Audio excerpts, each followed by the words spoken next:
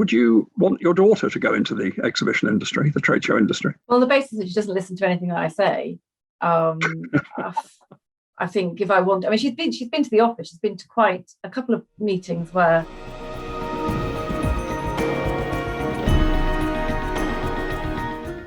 Welcome to the Exhibition News podcast, videocast. We're with Alison Jackson, who has run some of the biggest events in the business. And she has run a veritable who's who of events in the business with the major companies in the business. I mean, she's worked with Emap, One-to-One, Essential, UBM, Hive, and now that LinkedIn favorite, 19 events. We'll go straight to you, Alison. What have you learned in that time?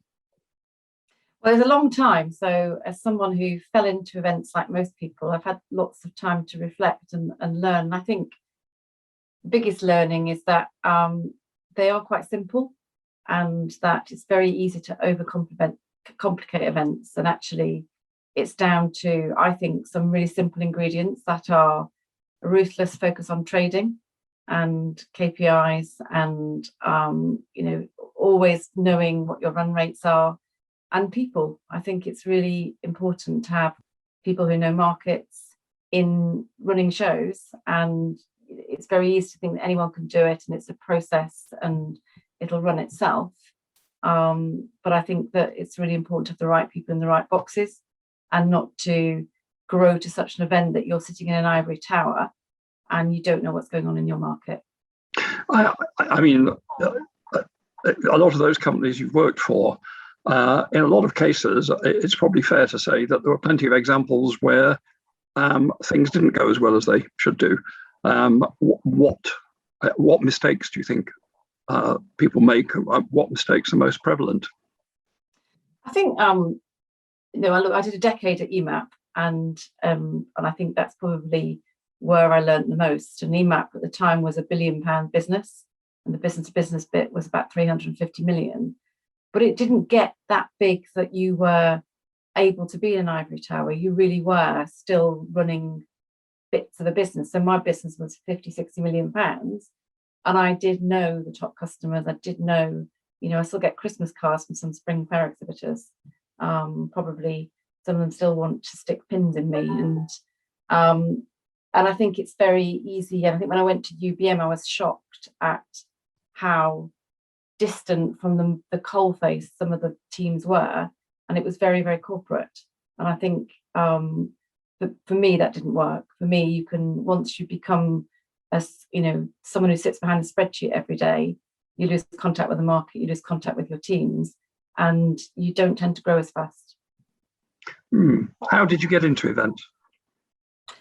I fell into it, Phil. I went to a comprehensive school in Wigan, which was not particularly great at career advice, certainly for women. And my career advisor said I was reasonably bright. It's all in context, of course. I think that was a fair comment. and that I should become a teacher. And my sister's a teacher and brilliant teacher. I don't have any of the attributes required to be a teacher. And so I did a degree in modern languages and ended up doing a stint in France for an exhibitions company, but very, very different. It was cultural exhibitions and organising artifacts coming over from Oxford, Ashmolean Museum in Oxford, and going to be on display. And I really didn't have a clue. So I came back to the UK, finished my degree, and saw an ad in The Guardian for exhibition company called Montgomery's. And I was interviewed by a range of people, including Brian Montgomery, who'd never met anyone from Wigan in his life, and pointed out the obvious that Wigan was not near Manchester Square.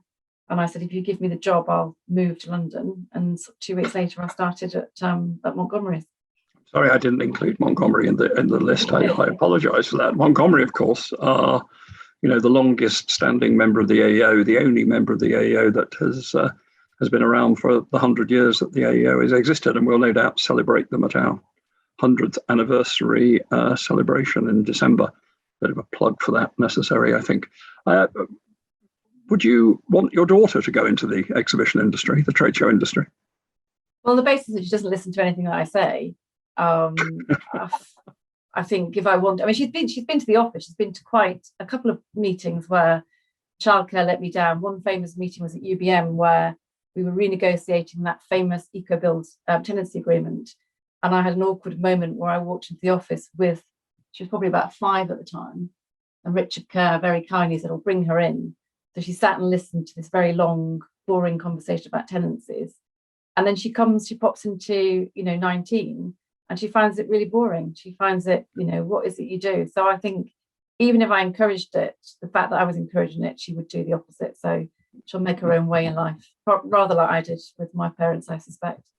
What did your parents do? You say you came from Wigan, which is a relatively unusual starting place for a superstar in the exhibition world. Wouldn't describe myself as superstar, but my dad my parents are still alive, thankfully, and very healthy. My dad was an electrical engineer, and my mum was, I guess they called it a homemaker. She worked as a secretary and then gave up work and brought us up and encouraged us really to work at school, but didn't really, I think, ever think that I'd move away and to London and then and work. I don't think they really understood what I did. They did once come to International Food and Drink Exhibition IFE and thought it was okay, but didn't really, waited around at 4 o'clock when the show finished for me to go home. Didn't realise I had to stay and finish build up. But they encourage me, and they've seen that I've had a very long career and I've travelled and met lots of brilliant people. So I think they can see that I've enjoyed it. Talking about that enormous, not enormous array of companies, but a number of the really, really big companies that you probably have more experience of the bigger companies in the United Kingdom than anybody else I can think of. Do you feel that trade show companies are loyal to their staff, and do you feel that the staff are loyal to their companies, or does the question mean anything? I think pre-COVID, I think largely, certainly the environments I were in were very loyal. I think if you were an Emapper, you're an Emapper, a proud Emapper, and very, very, very few people left. And an Emap was very good in terms of shares. I did very well when we were sold. But then some people, sometimes you have to affect change. So when Emap became Eye to Eye, or Top Right Group, and Duncan Painter came in and Mark Sashua, whilst it wasn't for me and I left, I wasn't fired, by the way, I really admired what they did, because they did change the culture. And sometimes you have to affect change to clear people out. And same as UBM. I mean, UBM, people had worked there for 20, 30 years and did not want to leave. And sometimes you have to restructure to make change. But I think that's pre-COVID. I think I've been struck by companies who throughout COVID have fired 50-60% of their staff and been proud of it, and are now trying to rehire that very, very quickly to run shows, hopefully the end of this year. And I think we've got a few people who've been let go of other companies in our business, and then they see on LinkedIn, oh, we're hiring, come and work for us, we're a brilliant company. I think it's quite hard for them to see that, because they've, I know the economics mean that, in the pandemic, you may need to kind of take action and cut costs, etc. But I genuinely think the industry will come to regret that. Yes, I know exactly what you do. I do remember when Emap, which of course was a very, very, very large publicly traded company, was sold to basically private equity. You were in fact the only member of the management who decided not to roll over your shares, weren't you? Yeah, I mean, I think and actually, I think I had reasons for that. I mean, I did go off and spend my money on IVF and have the baby, but I think also I could see that my time at Emap was done. I think I couldn't think of a single trick to grow the spring fair. I knew it wasn't going to grow, and so it was a good time to leave. Yeah, no, I wasn't criticising you for it. I know very well. I mean, having spoken to many of your colleagues since. A large number of them have said, I wish we'd done what Alison had done. I wish we had the prescience that Alison had. She could read the runes. We couldn't. Smart girl, that's the normal response. But I mean, Guy, you were talking about Spring and Autumn Fair. I mean, much is discussed. You were responsible for Spring and Autumn Fair for a large number of a Yes, large number of years, weren't you? And saw it in later iterations as well. Um, Prospects, there's a lot of discussion about the big retail shows at the moment, not just in the UK, but in other markets as well. I mean, how are you feeling about the prospects of Spring Fair, Autumn Fair, Moda, the other big retail shows at the moment? Without,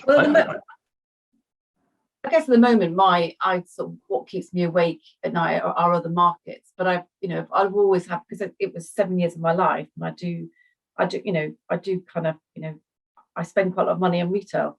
So I do have my husband works in retail, so I have got a natural interest in it.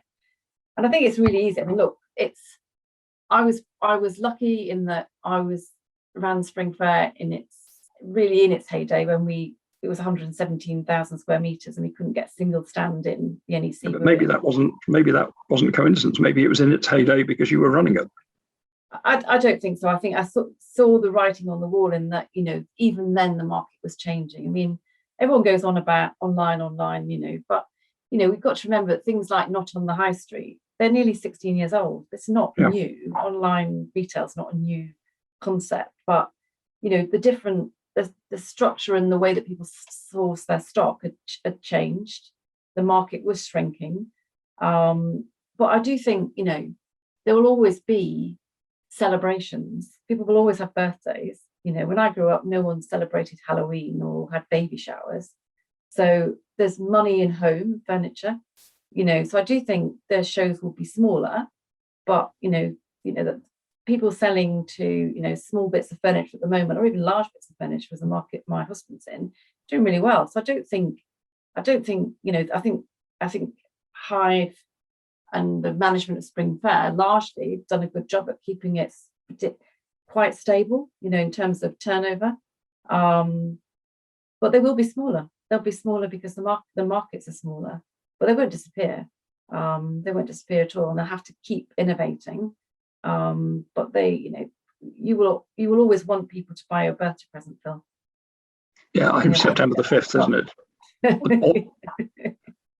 Autumn Fair running September the 5th, I think, at the NEC, isn't it? And so it will be interesting to go there, as we shall do. Yeah, I think fashion is more challenging, and I think people will both in gifts and fashion, people will want to know where the product's coming from. And I think in gifts there probably will be a bit of anti-Chinese sentiment, and people will want to source more local. But I don't think I think, will they grow? I mean, even when I left Emap, I literally said I have nothing left in me to be able to grow this show.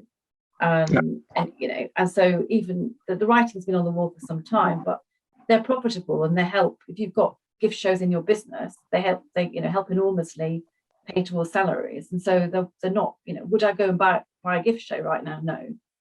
But I think they're not about to disappear off the face of the earth. And people go to them, there will be people at Autumn Fair and next year's Spring Fair who are not even in the market anymore, but it's a habit. They go because they want to see their mates as a tribe.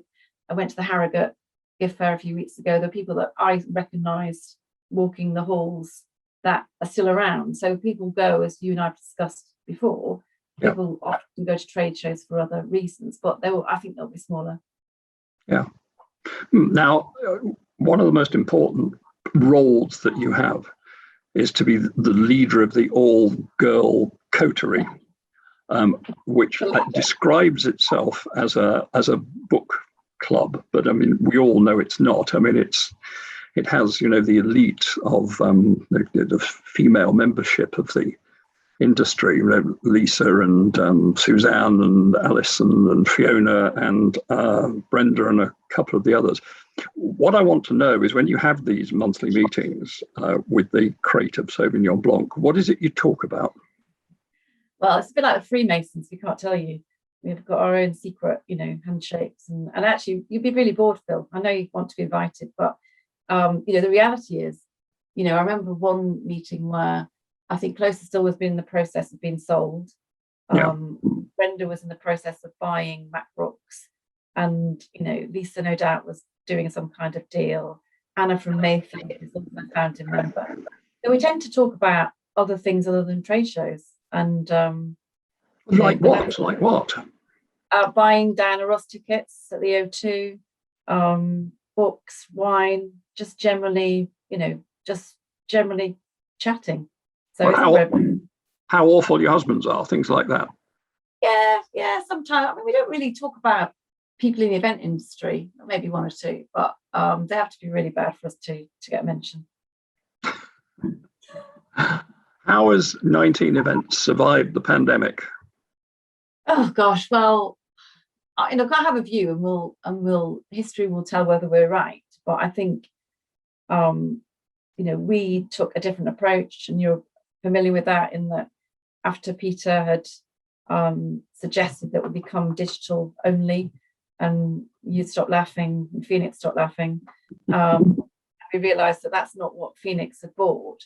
We took a decision to not lay off our staff, to keep them intact, and to argue. And I know that that was a difficult board meeting, to argue that if we kept people, and we did attempt to keep trading, because we are in a different situation in that our markets are full of they're key workers, and they're emergency service workers or security. They were all working mainly during lockdown.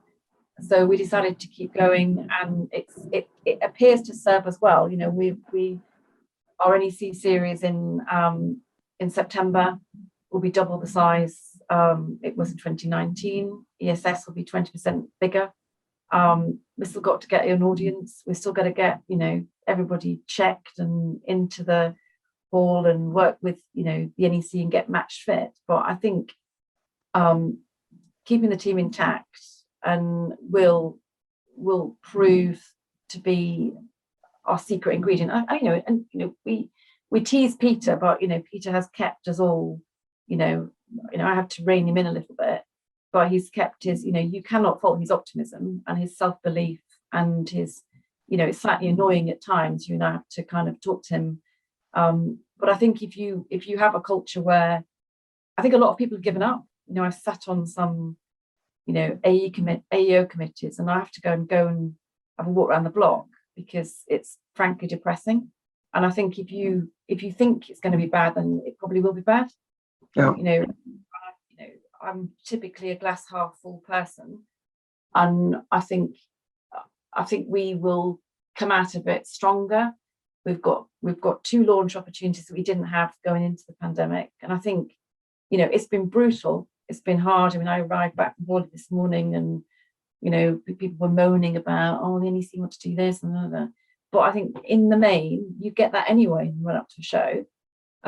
So I feel very optimistic. I just want to run a bloody show. And are you generally optimistic that the industry, not just 19, comes back to where it was in 2019 in the reasonably near future?